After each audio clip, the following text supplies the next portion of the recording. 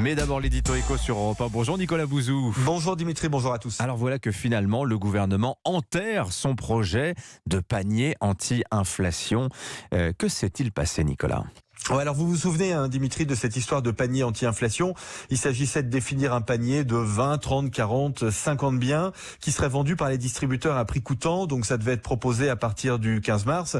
Écoutez, je vous dis le fond de ma pensée. Je pense que cette idée, elle est abandonnée parce que le gouvernement s'est rendu compte que ça servira à rien. Vous savez, les consommateurs sont matures, ils savent où aller, ils savent quels sont les distributeurs qui vendent en réalité déjà quasiment un certain nombre de biens à prix coûtant dans l'alimentation, dans les produits non alimentaires aussi. Et donc, c'est pas la peine de rajouter des dispositifs publics alors même que le marché et que la concurrence permettent déjà d'orienter les consommateurs là où ils doivent aller.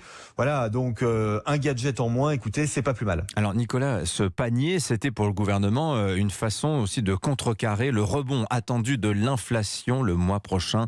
On évoque un mois de mars rouge sur les prix alimentaires notamment. C'est vraiment à craindre, ça ?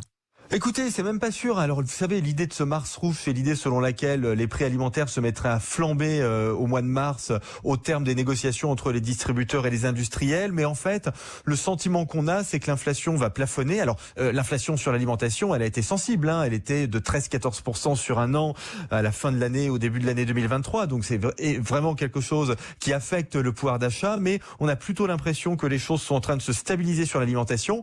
On a une baisse des prix de l'énergie. Donc ça, c'est une bonne nouvelle, et donc on va avoir sans doute une accalmie au niveau de l'inflation globale. Alors attention, ça ne veut pas dire que les prix vont diminuer, ça veut dire simplement que la hausse des prix devrait ralentir peu à peu, et au fond, quelles que soient les actions du gouvernement. Donc c'est pas la peine de se faire peur avec Mars rouge.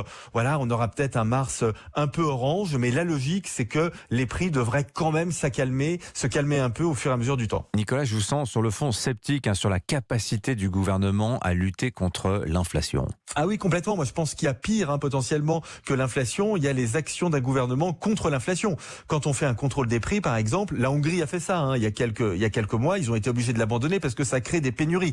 Alors là, ce que voulait faire le gouvernement, c'était pas un contrôle des prix, c'était un peu un gadget, comme je le disais tout à l'heure. Mais vous savez, il faut avoir confiance dans la concurrence. C'est vraiment la concurrence qui permet de maintenir les prix au plus bas. La concurrence, très clairement, c'est l'ami des gens modestes. Merci beaucoup, Nicolas Bouzou, 7h22.